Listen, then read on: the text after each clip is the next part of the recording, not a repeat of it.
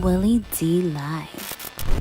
You represent a guy who got it out the mud. Yeah. That's a beautiful thing, man, to know part of what your journey is because you shared it. And a big thing with you is giving information and instructions to help us navigate through this wild, crazy, beautiful world. The finances, by building your finances up. Why is it so important to you that we normalize generational wealth? So just coming up in New Orleans, I realized that every hood really had the same issues. It wasn't that we wasn't hard workers. It wasn't that we wasn't willing to take risks. It was we just ain't had the information. And so when you don't have information, then you are handicapped on what you can accomplish and what you can do just in the world. And we think of America, we think about a country that print money all the time. We understand that there's a certain class of people that are always able to accomplish and live a certain life. But then there's another demographic, there's another class of people that all they understand is working 2 jobs, working through 3 jobs, hustling, risking our lives to go to prison. I went to prison for 10 years for attempted murder and robbery.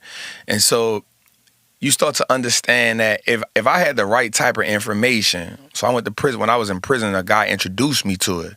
And I was like, damn, this crazy. So he literally told me, like, man, y'all playing the wrong game.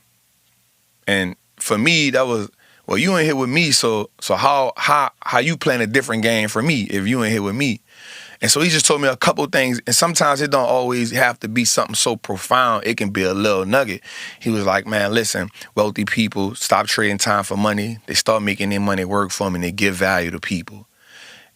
And that planted something in me that was something I ain't never heard before. Mind you, I'm 16. This is 1999. I ain't never heard that before. And so just the rest of my sentence in prison, I just started reading books like the Rich Dad, Poor Dad books.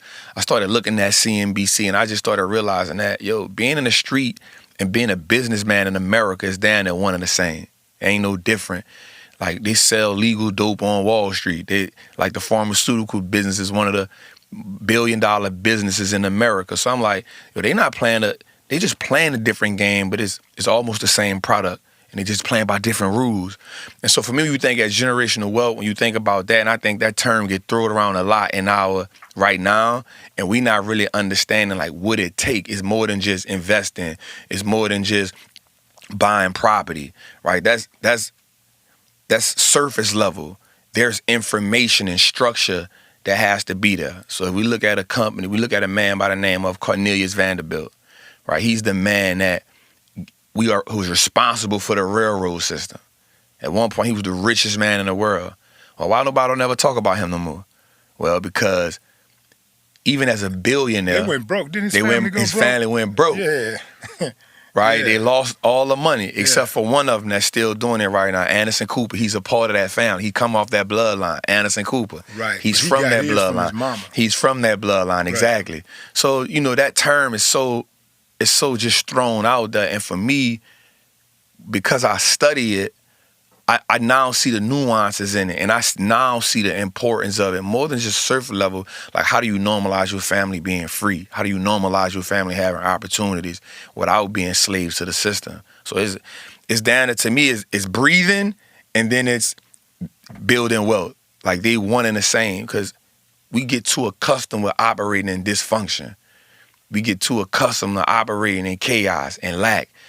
There's nowhere in the world we can live in a society where you have trillion-dollar companies, you have men worth hundreds of $billions, and then you still have people living check to check.